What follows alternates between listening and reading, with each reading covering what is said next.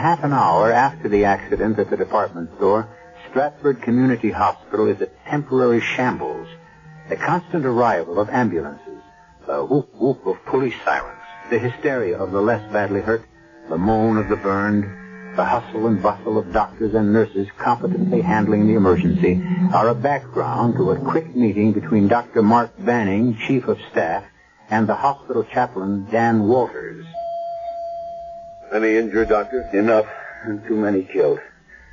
Till phone service is restored, we won't know how many. Excuse me, Dan. Nurse? Expect upwards of 100 casualties. Refer all ambulance to Dr. Fleming. Free out to go to staff lounge. The ready room in the corridors are jammed already. That's all for now. Yes, Doctor. Hope we won't need you, Dan, but I'm afraid we're going to. The minister not only offers solace to the dying, but prayer and comfort to the living. Of course. I'm sorry. I didn't mean... The phone. Thank heaven, communication again. You want to get it, Dan? Yeah. We're carrying in someone who looks like emergency. Can do. Dan! I'm glad to see you. Are you all right? Don't worry about me. But you were going shopping at Mayberry's this morning. Well, I couldn't find the right thing there for Mother's birthday, so luckily I was a few stores away when the explosion went off. I know what caused it. A new boiler. Improper installation. Pressure backed up somehow and blew Mayberry's ground floor to ribbons. Thank heaven you weren't there. Well, thank heaven I was near enough to be of help. But I appreciate your concern, Mark. I ought to be concentrating more on the patient. What have you got there? Mrs. Chandler. Flash burn, both eyes. I don't know how serious. Also, she was hit by a heavy beam falling. Back. Broken? Possibly. But it's more complicated than that. Possible renal failure. I'm sure both kidneys are crushed. Charity, I got to go back to the store. Find my granddaughter. That's all I have. Please, please. We'll find her, Mrs. Chandler. She was there. I talked to her. Where is she? You rest here. Who is that? Who are you? Dr. Logan. Dr. Ann Logan. Oh. Now you rest and we'll take care. Charity, please. I need charity.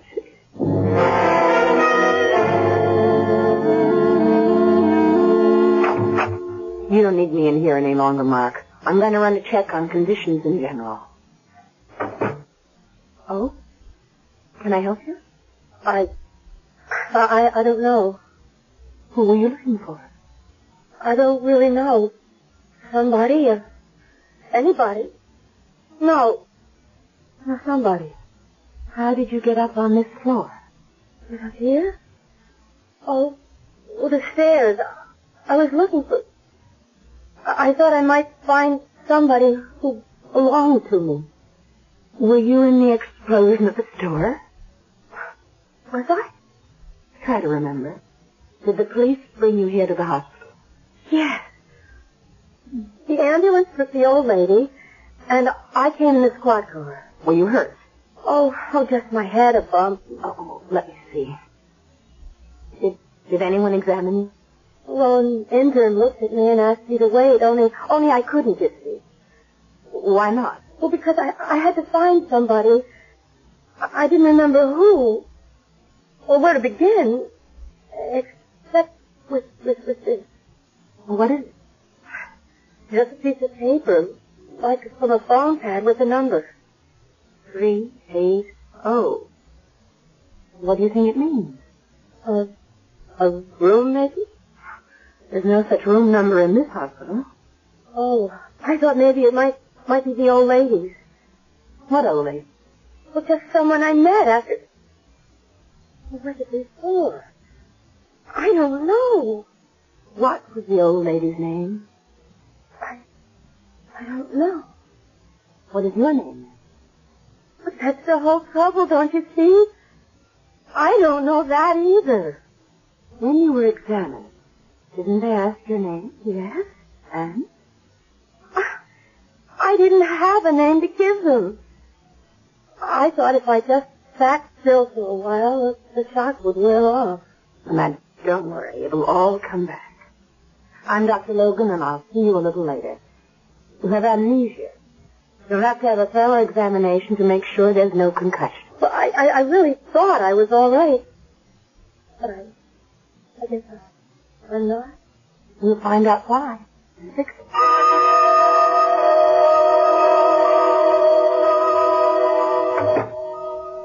How's your patient, Mark? Not too good. How's the situation outside? Not so bad. Everything under control, more or less. One of the rough days, though, for all of us. And for Mrs. Chandler here. It's an unlucky room. She's lost a patient in the other bed. Are you going to lose Miss Chandler? Oh, we're waiting on the BUN, some other tests. I don't think she's operable. Have her under heavy sedation now. How she can last more than a few days. Sweet old girl.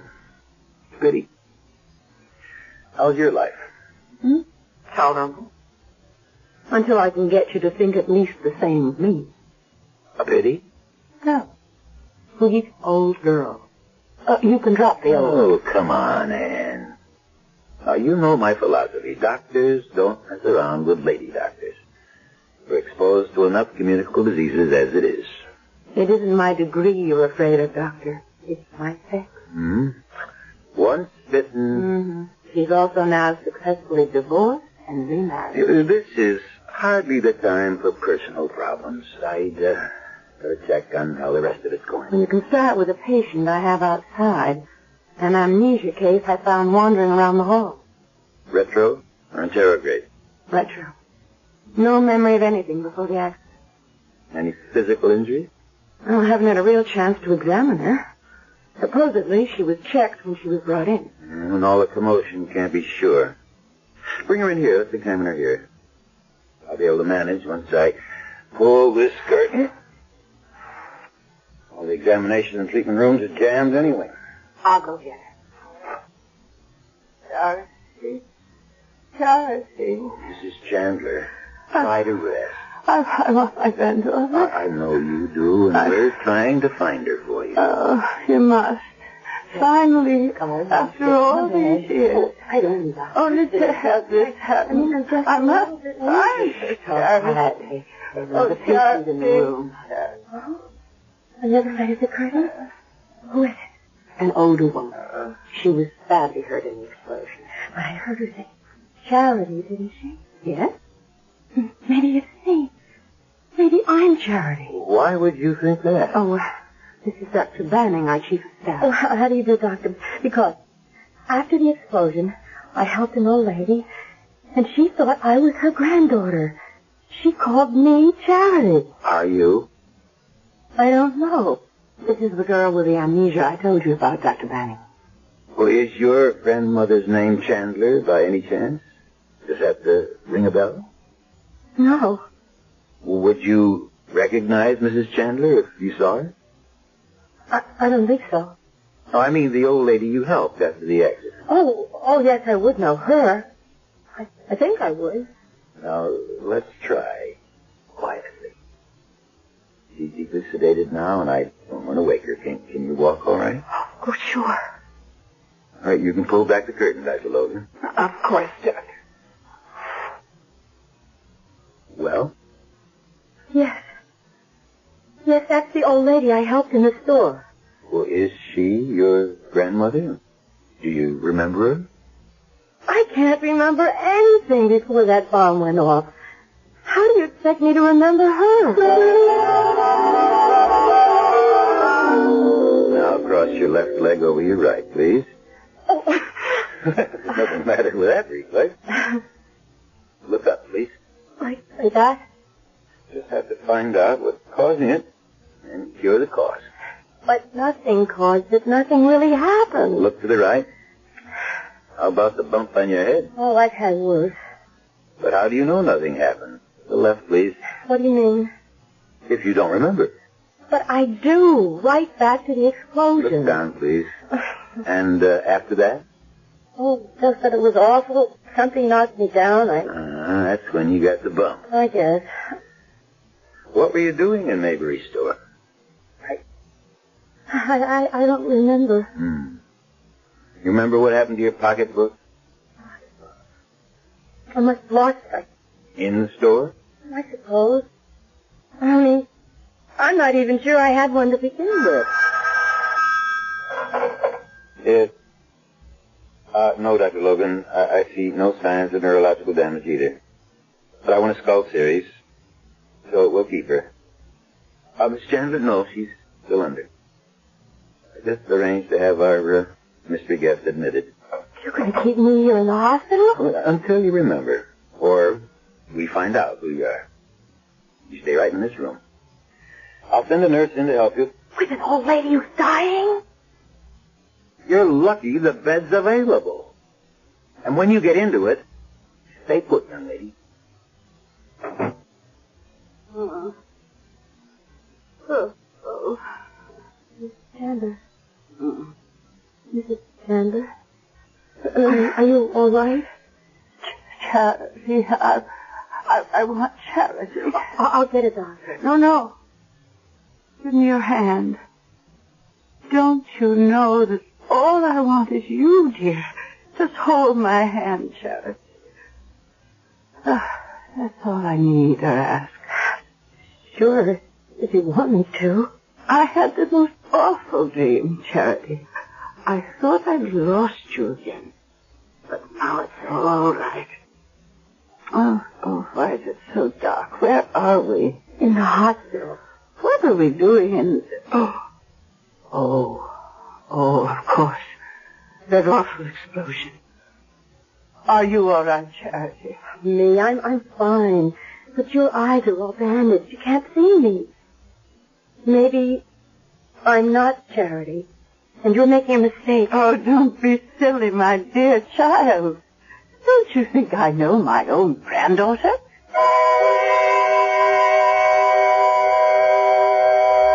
In the bed, the old lady, her eyes bandaged, lies breathing quietly, holding the girl's hand. Debbie's face, watching her, is a kaleidoscope of emotions, hard to read. Hope, fear, disbelief, or just simple prayer for a way out of a maze of bewilderment. We certainly won't even begin to know the answer to any of these questions, at least until I return shortly with Act 2.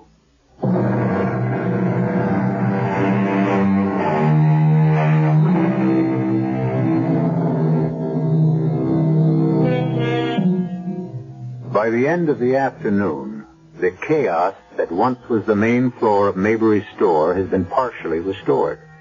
The police and fire departments have made their reports, and an army of workmen are busy boarding up windows and beginning repairs. The emergency is over, except for what human misery it has left in its trail. Reverend Dan Walters has made a personal trip to the store, to the police, and to fire headquarters to collate all the information and bring it to Dr. Mark Banning. 151 casualties also. Everyone accounted for? With 2 exceptions. There's no trace of Mrs. Chandler's granddaughter, and no idea or clue who the girl with amnesia is. Unless she is Charity. That's right. How old was the granddaughter? According to neighbors the police contacted, somewhere in her middle 20s. Any pictures? Quite a few, all taken over 10 years ago. Mrs. Chandler hadn't seen her granddaughter since she was in her early teens. The mother married a pretty rough guy named Whitman. I don't know what went on, but the kid spent quite a bit of time in a wayward girls' school. When she got out, the father had taken off. And I get it, the mother was pretty sick, maybe on drugs. Charity took care of her. Well, what did Miss Amnesia look like in the snaps you saw? See for yourself. Pretty, fair complexion, light hair. And in these 2 color prints, her eyes look brown. Dan, why do you question her identity? I mean, do you think it's just some wild coincidence? I'm not much of a believer in coincidences, Mark. I'd rather go with you and accept Charity at face value. The Lord makes a lot of plans. And one way or another, he just may have blueprinted this one. I just don't understand you, Anne. Meaning she's faking? I don't know. But why no pie, no matter what the occasion? Meeting her grandmother after all these years, no recognition. Most of all, I guess I don't think the girl herself believes she's Charity.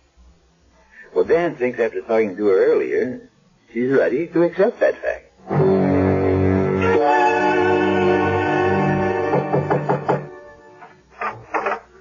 Chaplain Walters, Charity. May I come in? Of course. Yeah, I see you're comfortably set.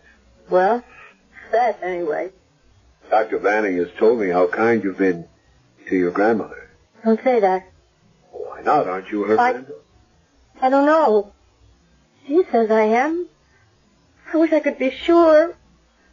Right now, I'm just sorry for her. How do you feel? Miserable. And afraid. Why can't I remember who I am, Chaplain?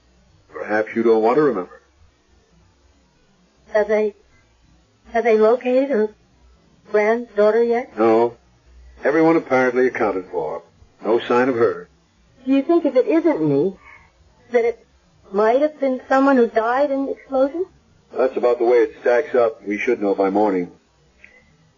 Now I'll say good night. I hope you are, Charity. You could make her last days very happy if you bring her truth and love. Good night.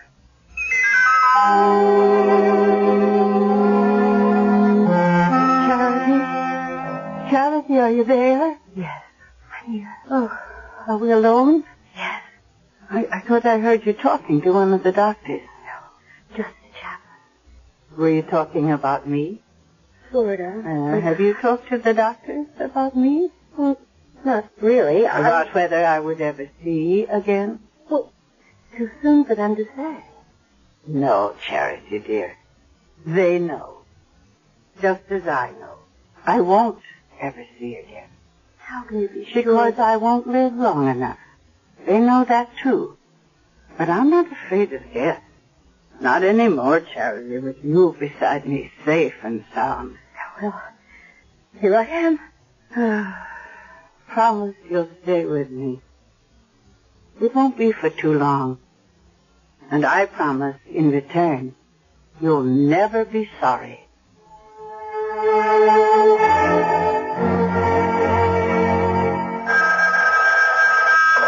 Dr. Banning. Yes.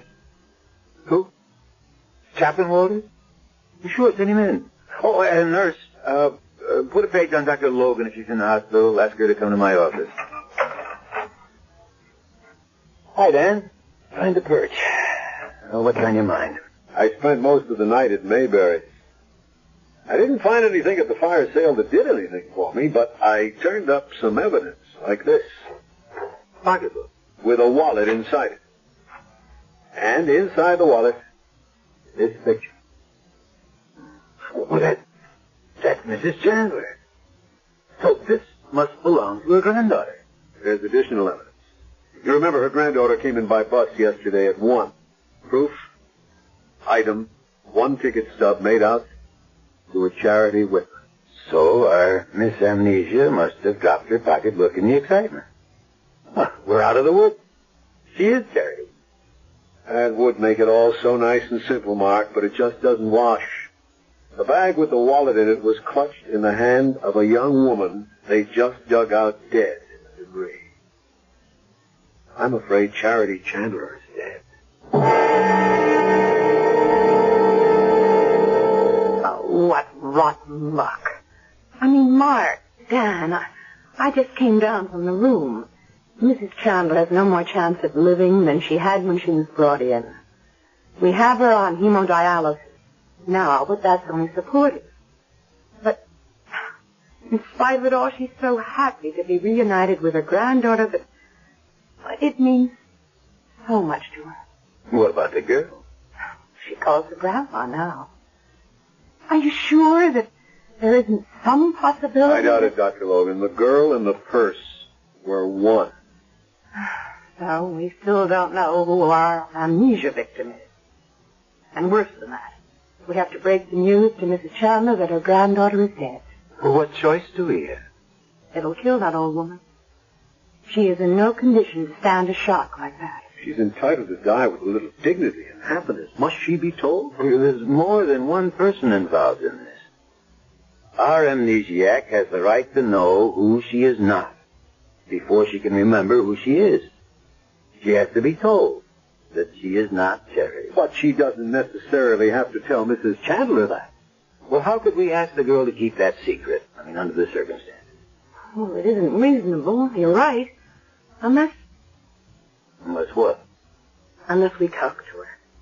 We might be able to persuade her to keep up the pretense long enough to... To what? To allow a very sweet old lady to die in peace.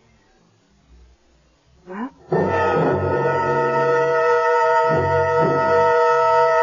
You wanted to see me, Chaplain? Yes. Forgive me for not coming up to your room. No, I'll close the door. Hello, Dr. Logan. Won't you sit down? I hope I won't be away too long. I don't like leaving Grandma alone. Grandma? Yes? I've made up my mind. Or rather, she has for me. That you are Charity Whitman? If I'm not, then you tell me who else I am. I'm sorry.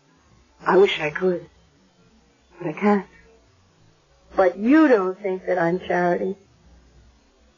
Is that what you want to see me about? Dan, tell her what you found out. The police have found a young woman who is. The real Charity Whitman? All the evidence points to it. Oh, then that makes me nobody again. Where is she? Dead. Killed in the explosion. It's all right. Go ahead. Cry. Oh, it's not for myself. Only for that dear old lady upstairs. I'm sorry. I didn't mean to go to pieces. You didn't. And I lied some. It is for Mrs. Chandler, but it's for me, too. You see, I actually was beginning to think I really was Charity. Oh, that's because you wanted so much to be somebody again. It's so awful to have no roots and no memories, to live in a vacuum. I feel so alone. Well, there's always someone worse off. Think of Mrs. Chandler. How alone she'll be when she learns the truth. Well, you're not going to tell her. What else can we do? You'll break her heart. You'll kill her. Under the circumstances, we can't ask you to keep on pretending. Why not? If she still thinks I'm Charity, at least she'd have a few days of happiness left. Do you think you could bring it off? Why not? I've done it so far. Because you thought you might be. Now it's deliberate deception. And I'm not sure that Dr. Banning would agree to it. Why wouldn't he? Many reasons.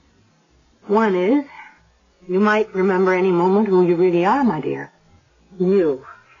My dear. It's a terrible thing not to have a name to be called by. And it could be my name. And if I have another, maybe there's a reason enough that I want to forget it. Oh, I gotta get some air.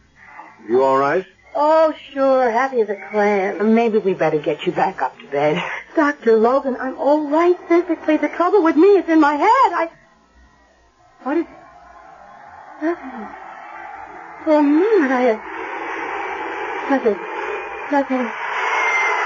Just, I've made up my mind. And I don't care what any of you say. For her sake, for my sake. From now on, you'd better all just call me Charity.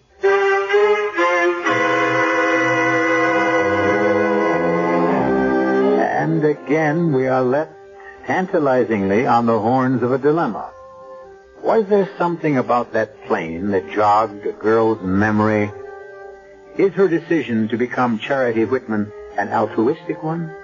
Or has she some deeper motives than kindness and compassion? Who is this girl who doesn't know herself? Or does she, and only wants to hide her real identity? I'll be back shortly with Act 3.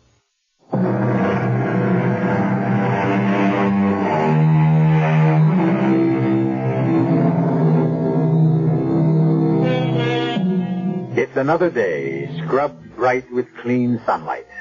A day for surfing, or sailing, or climbing a gentle mountain, or just lying lazily in a field and watching the sky. For most people, that is. For the 5 people in our story, and in Stratfield Community Hospital, it's to be a very different day. A day of sadness, suspicion, and dilemma. Mrs. Chandler is mercifully asleep. Death not very far away now. Charity and the chaplain are walking in the hospital gardens, and Doctors Logan and Banning are huddled in a corner of the cafeteria over morning coffee. Poor Mark. You look so tired this morning. I'm not tired, Ann. I'm worried. About what? Well, about this deception I've agreed to. Our business is healing, not playing with human emotions. You make it sound as though I've been party to something cruel. Well, no, I'm not questioning your motives. Just whether any of us have any right to contribute to deceiving a dying woman. Just to give her what happiness we can?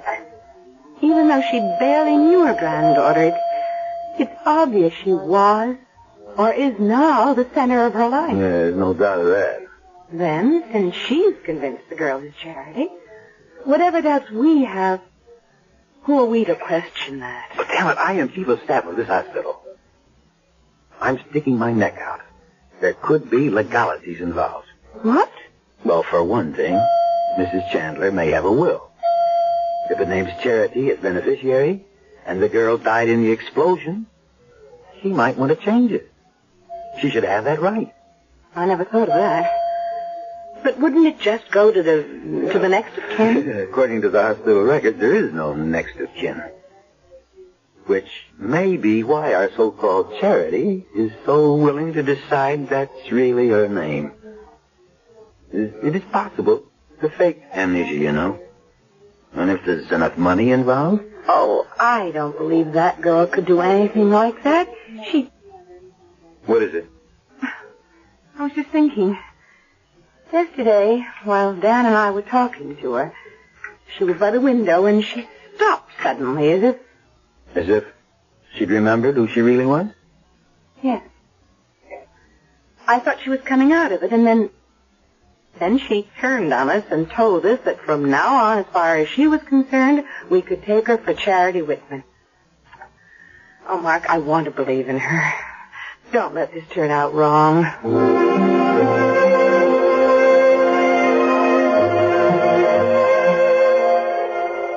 Good morning, Charity. Oh, hello, Dr. Logan. Isn't it lovely out here? I hate to leave the sun, but I should get back in case Grandma's awake. Oh, she can wait a moment. It's your grandmother I want to talk about. Well, she hasn't... Oh, no, I checked on her before I came out. She's resting very peacefully. She has nothing to worry about for the moment. But I do. You? Who are you? And this time I want an honest answer. And this time I'll give you the only answer I can give you from now on. I am Charity What are you listening to? The play. You did that before. Does it remind you of something? Yes. But I can't quite... Remember that crumpled piece of paper you had with the number 380? Could that have been a flight number? Yes. Perhaps. Flight 380? Was it a flight you were on? No. One you were going to take? Yes. Maybe. Oh, I don't know. Were you going with someone? Yes, I think maybe I was, but I... Who? Who? Who were you going with? Oh, isn't this awful? I don't remember. Oh, we were so close. Now I'm so tired. That's enough for now. Just one more question. All right. What's your name? Debbie Scott. Oh, my God, what did I say? I think you just told me who you really are.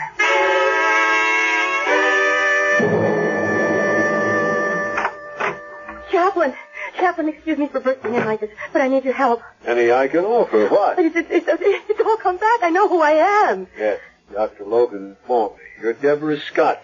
We're trying to trace now where... You didn't listen to me. I haven't told Dr. Logan everything. I wanted to talk to you first. I have some problems. As for example? This afternoon, At 3 o'clock, I'm supposed to fly to Mexico City with the man I love. Oh, that isn't a problem. That's happiness.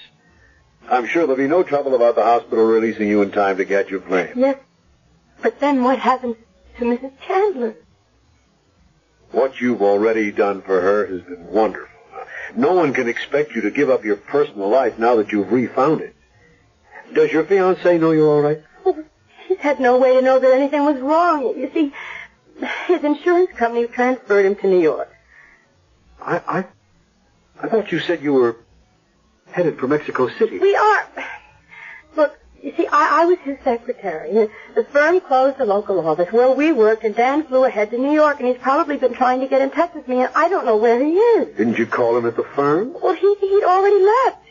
He'll be expecting me to leave with him from here on his 2-week vacation. Your honeymoon, then you have to meet him. I don't want to run out on Mrs. Chandler. Not when she depends on me. Well, maybe if you talk to your young man, he might delay the vacation a few days. Mrs. Chandler hasn't got any longer than that. I don't know if he would. It's since his last vacation for a long time, and he'd probably just go on without me. Without the girl he's going to marry? I didn't say we were going to be married. Oh. Look, my only chance, really, is if I do go with him. But I know him. If I don't turn up at that plane, I'll never see him again. And I love him. How much does he love you? Granted what you say. Look, there's been very little love in my life, Chaplain. I was an orphan, brought up in foster homes. But I'm not her Charity. I'm Debbie Scott. I know what I'm trying to do for Mrs. Chandler is right. And I guess what I'm doing with Vince is wrong. But I can't be two people. Which am I supposed to be?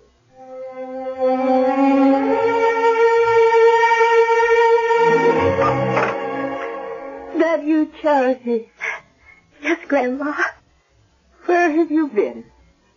Oh, well, they were just giving me a checkup. They're going to send you home. Yes, they need the bed. I'm all right now. Oh, that's wonderful, dear. I'm so happy for you. No more clouds or doubt, No. You know who you are again. Oh.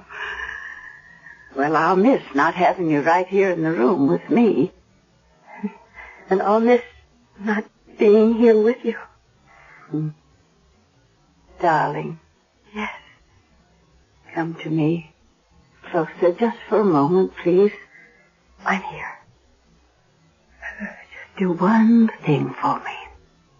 Anything you want. Just give me a long hug and say, Grandma. Grandma. That's all. Just Grandma.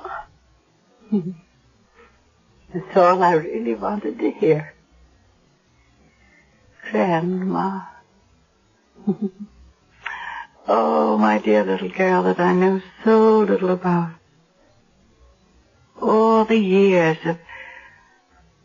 of not knowing you, and such a little time to catch up. Funny, isn't it? 2 days together in a hospital, and in one way I know everything about you, and in another nothing at all. Now tell me about yourself. Oh, there's nothing really to tell. Oh, of course there is. Every young girl has so much to tell. Her hopes, her dreams, what she asks of life. And you remember, I'll be watching you from somewhere. And just maybe I can repay you and make it all come true. Oh, how I wish you could. Well, then you tell me, and I'll try. Let's begin with what every girl wants in her life. A man. Isn't there one in yours?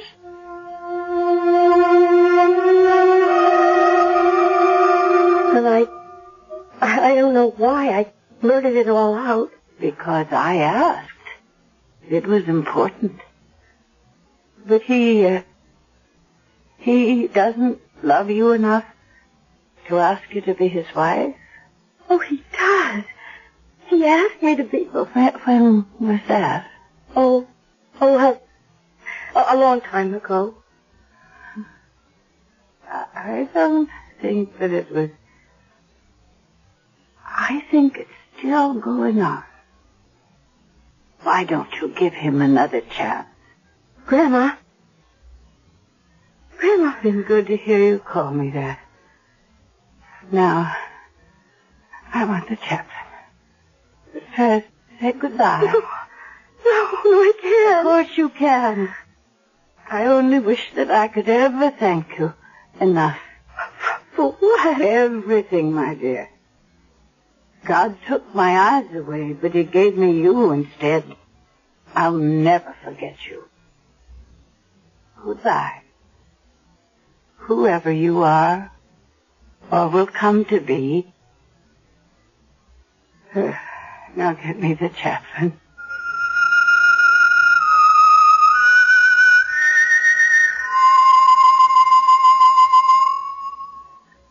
So your young man decided to wait for you? Yes.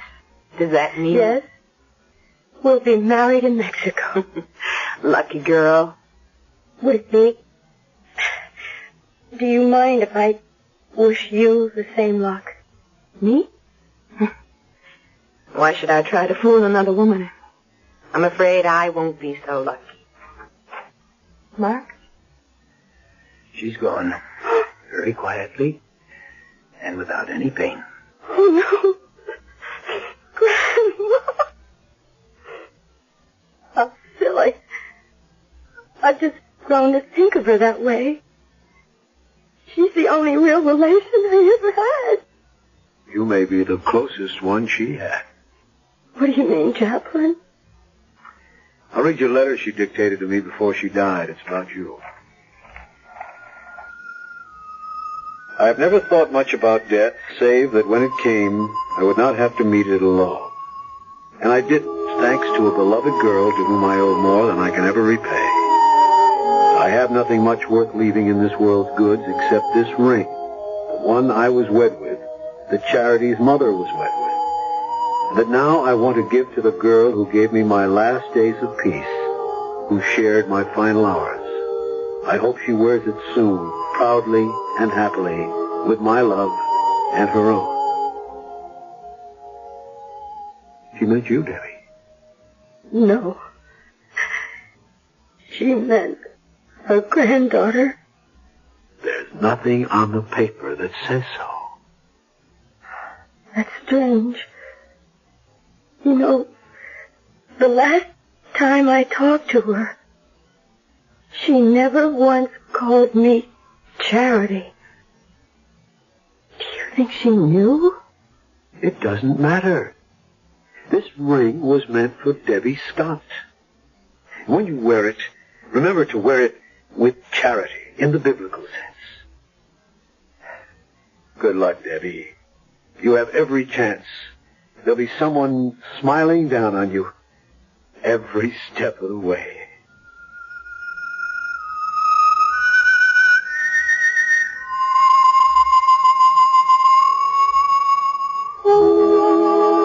Did Mrs. Chandler know that Debbie Scott was not her granddaughter?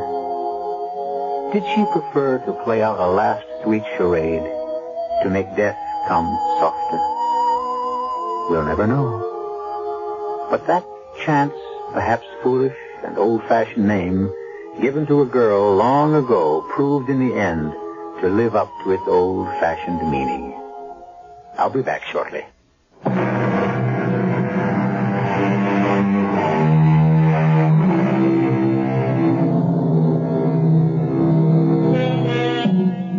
This is the Mystery Theater.